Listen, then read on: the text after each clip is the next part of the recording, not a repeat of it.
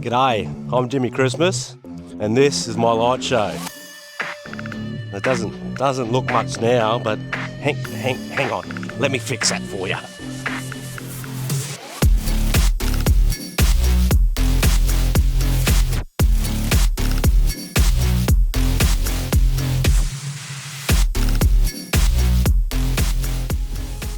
Welcome back to the channel and part 3 of this behind the scenes series as I walk you through my display and how it's all put together. And on today's video we'll be covering all the house and yard props, how I've secured the props to the house on the roof, how the outlines are secured to the house, what I've done for my arches across the front yard, how the candy canes are secured to the driveway, how I've built my spiral trees, and I'll also run you through how I've spread my controllers out across the yard. So let's not dilly-dally and get straight into it.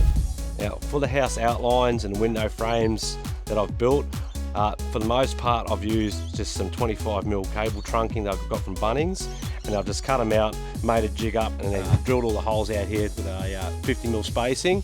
And then all I've done then is I've just used these rare earth magnets, and they just pull out and they just snap on and they hold in place. Same for the roof outlines too, same thing, 25mm trunking that I've got there.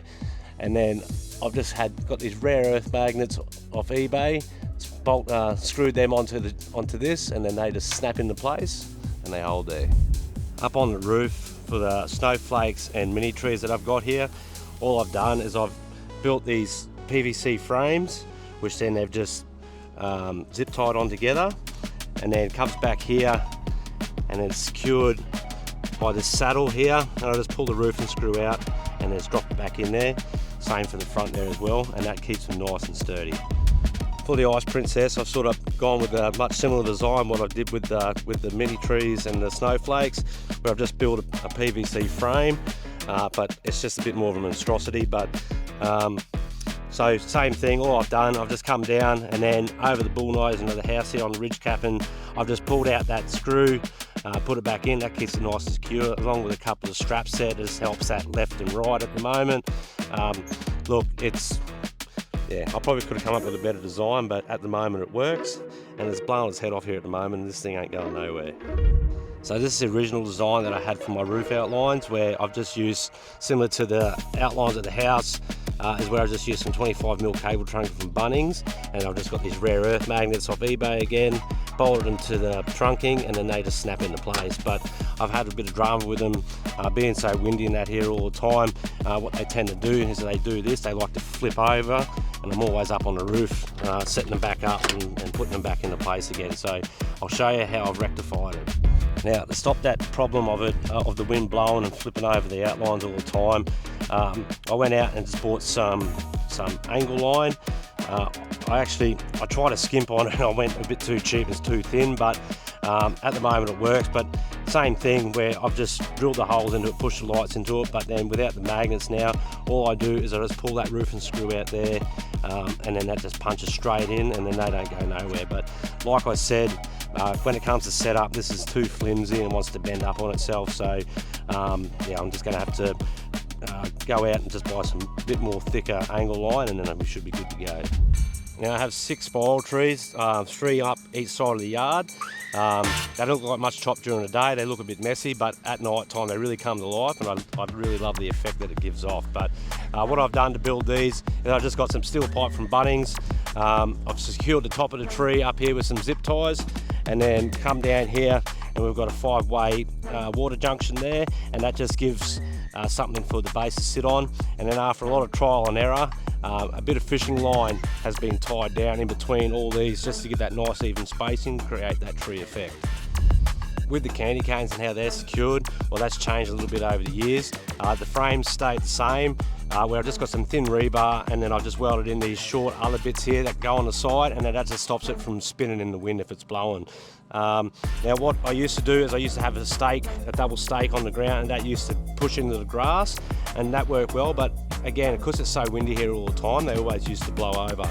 So what I've done is I just cut them stakes off, and then I've just welded on this a bit of angle line, and I've dynabolted them to the driveway, and now they ain't going anywhere. The snowflakes at the front on these columns here, now I've just built another PVC frame. Now I love PVC, easy to work with, you can do it at home without a welder. So just built another frame, and then they've just been zip tied on there again. So, and then to secure them to the column, top and bottom, I've just run 2 straps around, and that just holds them in place and stop them blowing over in the wind. With the King's Ransom, all I've done here, I haven't built a frame. No, sorry, I have built a frame. It's just a 4-way frame that just runs across, and that just holds it together there. And then all I've done to secure it to the window is just here, I've just drilled some holes in, and then I've just run these zip ties through, and then that just holds it all on there, and that stays there for the month of December. Nice and simple. For the starburst, how I've attached them to the side of the house, all I've done is I've just run a piece of PVC in behind the prop here, and then just a couple of zip ties. So then that way I've drilled into the wall and put a couple of brick plugs in there and screwed on with some saddles, and that holds it there nice and steady. Now, a lot of people often up me about, you know, why you're drilling holes into your house and all the rest of it. Look, if you do a neat enough job, it looks fine when it's down. So look, I'm happy to do it. The arch would probably have to be my most favourite prop out of everything. I just love the effect that it gives off, the way you can make them dance and bounce around. But to build mine, I've got some PVC again with a heat gun. I've bent it around and shaped it to the arch.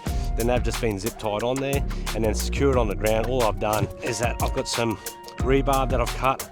That gets driven in the ground, and then that just slides over the top, and then they just sit there, no worries at all. So this hot mess here is one of the main controls of the show.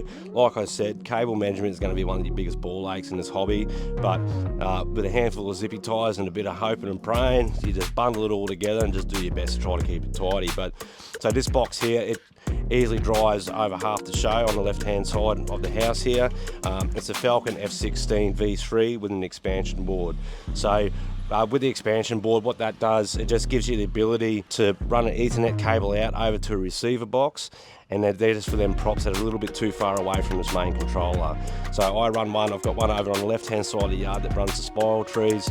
I've got another one behind the letterbox that does all my candy canes and arches on the left hand side, and then plus I've got 2 on the roof that does all the roof props. Now what you'll probably notice is that I also run a plastic tub over all my controllers. Now with the build, I did my best to keep it waterproof, but I'd rather be safe than sorry. You know, I just throw a tub over the top, and then I don't have to worry about dew or rain or anything like that and moisture getting in, because look, these boards and that, they're not readily available all year round. So if you do happen to fry one during the middle of the show season, that'll probably be the end of the show, because it's going to take a while to get that part back in and get it fixed. With the audio for the show, I've just run with 2 Polk outdoor speakers that have just been mounted in up underneath the awning here. Now these are a really great bit of kit. They let off a really great sound, nice and clean. If you're going to run with the speaker option, I do suggest that you do get outdoor speakers, so that if it does rain or the rest of it, you don't have to worry about them frying. Now look, a lot of people do run with an FM transmitter, which is where they just put a signal out and people can tune their car stereo into the show and watch it from their cars. But I went with this route here. Look, my neighbourhood, I live in a really great neighbourhood. My neighbours, they really get behind this time of the year, and most nights we are out on the driveway watching the show. But what I do also like to do is that I do just face these speakers down a bit so they're not booming out across the house front, and then I also cut the bass right out as well, so that if they are inside, that bass isn't going to cut through the wall and annoy the shit out of them. At the same time, we don't take the piss and run it till midnight. Most nights we run from 7 till 9. Leading up to Christmas, we do run sometimes till 10 over the weekends. Look, just reach out to your neighbours if you do want to go this route. Just let them know what you're planning on doing. Ask them if they would mind. You know, most people, if you ask, they're more than happy to accommodate.